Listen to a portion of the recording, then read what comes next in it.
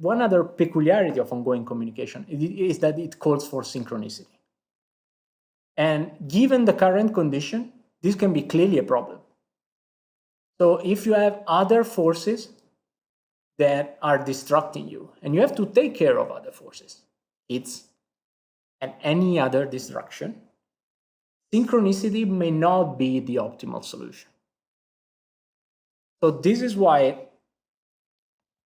in our managerial representation, I would consider recommendation. I would consider them more as ideas, more than strictly very prescriptive thing, but that we would suggest to think about this potential solution. On one side, there's the idea exactly of start to think about work processes that are different. So not strictly replicating existing work processes, but to think of work processes that may be more self-contained, and we are in the direction of modularization, or they may allow for more asynchronous coordination. And clearly the experience that we're going to share on GitLab and your conversation with Darren clearly can help managers and organizations to know how to best design asynchronous coordination, because it takes a lot. It takes a lot of complementary efforts to make asynchronous coordination possible. But clearly and it goes a bit against the general practices and beliefs of people, but exactly. It does seem to work. So yeah, I'm looking forward to doing that as well and sharing this with I would say that on the other side, it generates the type of benefits that we usually assign to working remotely. So this idea of autonomy, of flexibility, is clearly linked to also to the possibility of working asynchronously. Because if you need to work synchronously, and especially in this setting, so usually one approach, usual approach in a hybrid situation, so one person was just working from home this day, that day, and not all the other days of the week, is that simply you do a set of tasks one day, you do a certain type of task in the days in which you are in the office, and the day in which you are home is a special day.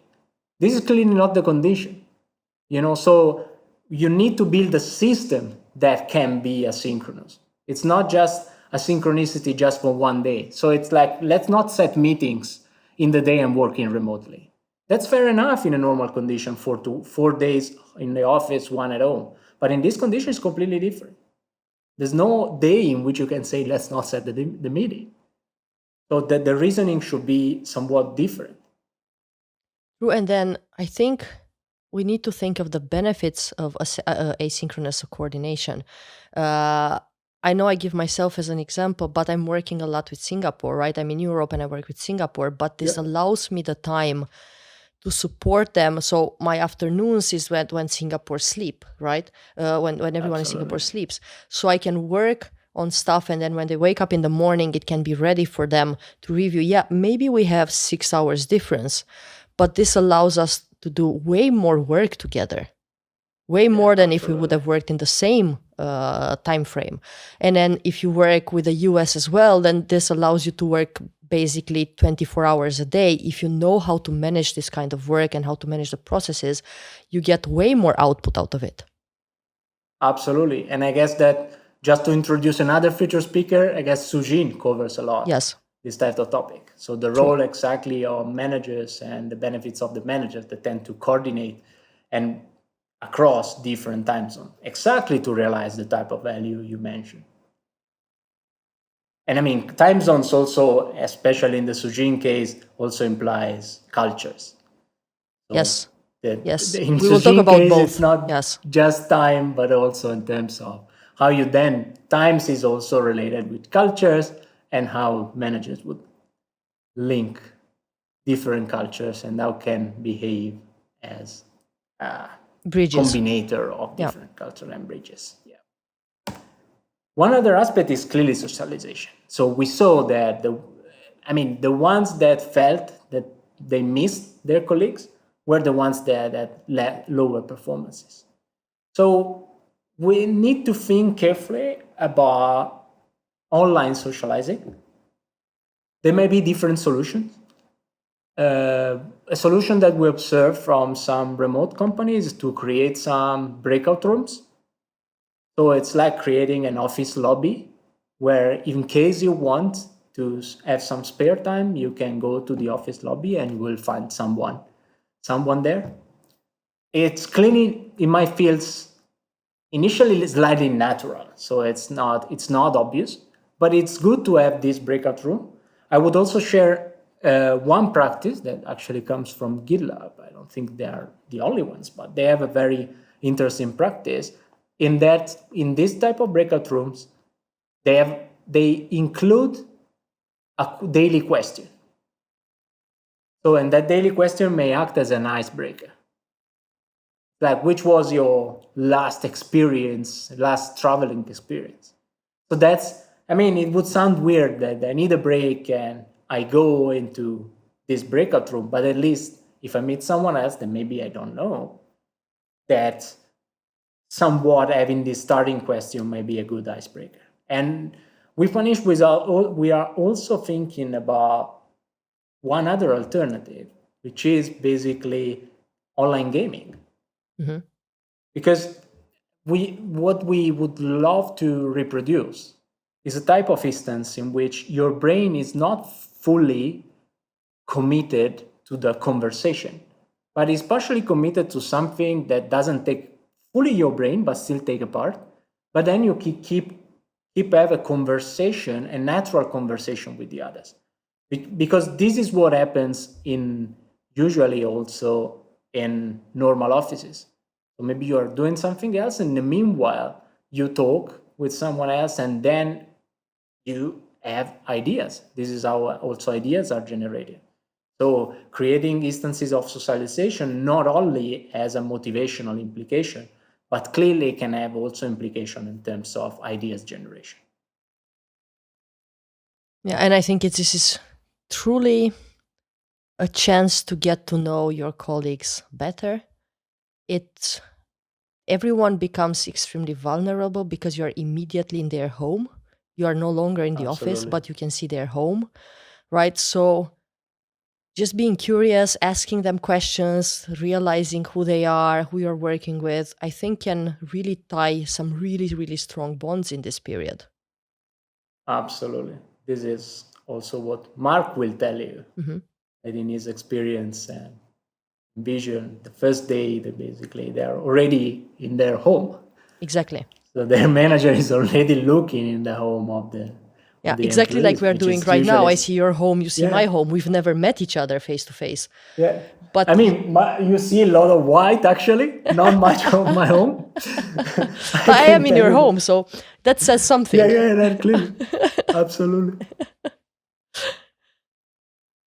And the other part, so now we are in a really tough period. So there are a lot of challenges, but we also believe that there's an underlying opportunity, which is the one related to data. So before this moment, many organizations were not able to capture through digital traces internal interaction. So the whole informal structure of the organization was not available in terms of data. And it's pretty complex to collect that. Instead, in this moment, would be a good occasion for managers and organizations to think carefully about capturing the interactions and data traces to understand how the informal organization works. And then in theory to adapt the formal design or the future space design to support this type of interaction and to support them. Exactly. And in this respect, we are pretty expert on this. So if anyone wants to contact us to discuss about that's what I wanted to ask, because I think great. A big limitation, a big blockage for this is, okay, yes, of course, there is a lot of data. What should we look for? What is important? What are maybe the first 5-10 aspects that we should be recording? And then after we have recorded that, what can we use to sift through the data? Who can help us analyze and make sense of it? Because I don't think organizations right now have either the capacity or the capability to do that. So would would we be okay to share a sort of framework like, hey, these are the 5 top things you should think of collecting data for, and then if you need to make Absolutely. sense of it, then here's how you can get in touch with us and we can support you doing that. Yeah, we can partially develop this list. I would say that one thing that I believe they need to be extremely cautious, but this is mostly in respect to the current remote working situation, is the inter-team communication. So one thing that they might try to capture data on is how much communication is taking place between teams.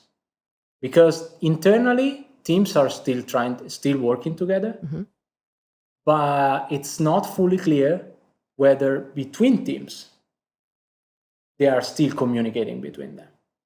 So this is the type of data. I would say that I guess there are a set of even companies that offer this service on tracking interaction between through Slack, for instance,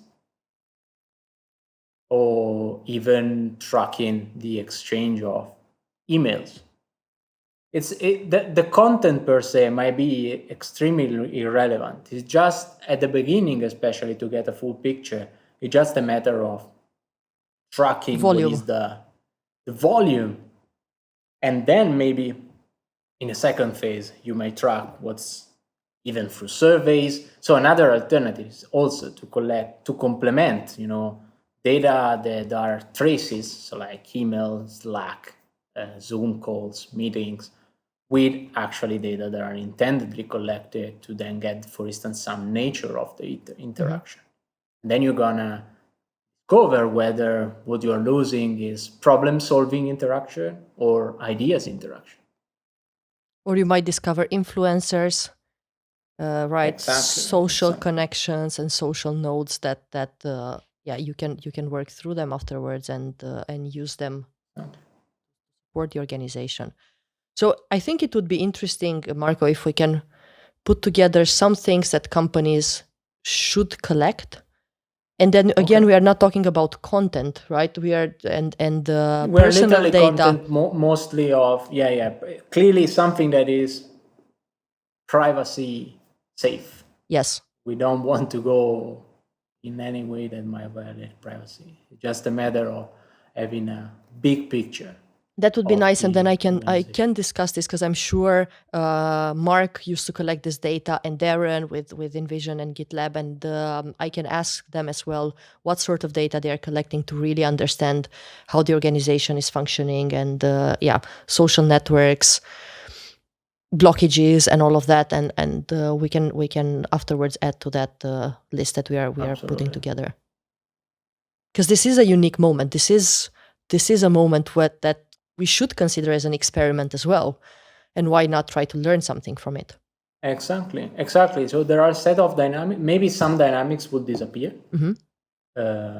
Like people that go together for lunch. This is a type of dynamic that usually takes place in the real world, but might not take place in the remote world. But still, so there may be even links that managers may not even know, and that would instead create a lot of synergies. So getting a sense of these dynamics, and now that every interaction can be traced digitally, still with caution on privacy, but getting a sense of what's going on, this is clearly one of the moments in which you have this strong opportunity. And I would also say that, in fact, one of our claims related to all remote companies is that they are the ones that are building the data for any eventual revolution in terms of automation and machine learning. So they are literally building data that can help predictive tools to help organization. Because basically they are capturing most of the interaction, they are capturing task completion still. And that's something that can give them a competitive advantage in the future. And what they also do is they are extremely transparent. I mean, you can find the GitLab handbook with their metrics, with what they do, with their introductions, onboarding, and everything. You can find it online. So they're extremely, extremely transparent to the level of salary and how they think about salary and benchmarking and everything else. So they're extremely, extremely transparent, and this engages their employees very much. I mean, if you look at their Glassdoor scores and how employees think about them, and then this transparency, it's extremely highly valued.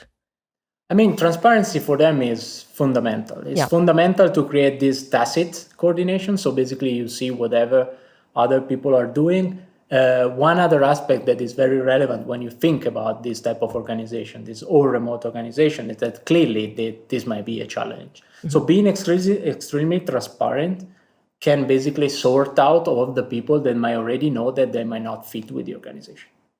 This is another core dimension of organization that sometimes overlooked, and unfortunately, this is not the type of dimension that managers that are currently facing this issue can deal with.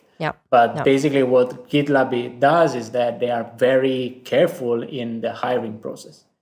And I mean, this is common in organizations that may have unusual designs. So even in very flat organizations that we usually, with the GitLab case, we plan also to teach a case on Valve.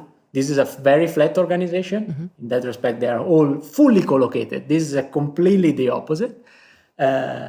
And in that case, still, the hiring process is very demanding, even in the setting. So sorting is a dimension that clearly is important to make this innovative type of organization work. This is Valve, the gaming platform. The gaming platform, mm-hmm. Exactly. If you then explore how they work internally, that's literally amazing. It's very unusual. Truly interesting. What's the fourth recommendation? The fourth is develop skills. This is a call for managers. So this is also an occasion to improve the written communication skills. So we saw that most of the communication now is going through text. So it's important to develop concise and unambiguous writing skills. And I would also say one other thing that comes from a conversation with Mark Frayne. He said, look, especially in this period, but not only in this period, remote managers should be very good in communicating. Because once you are communicating something, once you are communicating a mood, you don't have a second occasion to recommunicate that, or you have less of it. So if in that day you look concerned, it might be that your next interaction will not be in the elevator 2 hours later, might be some days after. So the ability to communicate and communicate clearly, even more in a crisis condition like this one, is extremely, extremely important. And clearly, managers, now that we know that, for instance, managers of managers are performing better, so they are gaining performance, they are self-reporting higher performance, it's good that then now they invest on team management skills and virtual team management skills, so that they bring together all the other employees into these performance improvements. So I think this is really critical. And then most of my friends, when they heard that we are going to do this series, most of them had issues with written communication, and they came back because I asked them, okay, so if you were to ask something, what are you dealing with? And most of them said, look, it's so crazy with email. First of all, we are overloaded. Second of all, we don't seem to understand anything of what's happening. If I send something to my boss, this gets forwarded, and I did not write it in the proper way, so this gets forwarded to the boss of the boss, or it gets forwarded to the organization. I don't understand exactly what they want. There's so much miscommunication via email that I don't know what to do. I was never faced with this kind of situation. Well, I would say that this is something that is also a cultural challenge, and still that's also talk about different cultures in the world. Mm-hmm. I think that the type of example you raised, it's clearly an example of a company where there's no shame policy, which is instead should be very relevant in remote settings. So the no shame policy should be, so what is important in a remote setting is that everyone is on the same page, not that everyone produced the perfect product. The perfect product would be the final outcome, but it is better to know what the other is doing instead of not knowing what the other is doing something in the meanwhile, and then having a duplication of effort. So the core part is that many companies need to learn is exactly to try to implement a no shame policy. So get something out more fastly.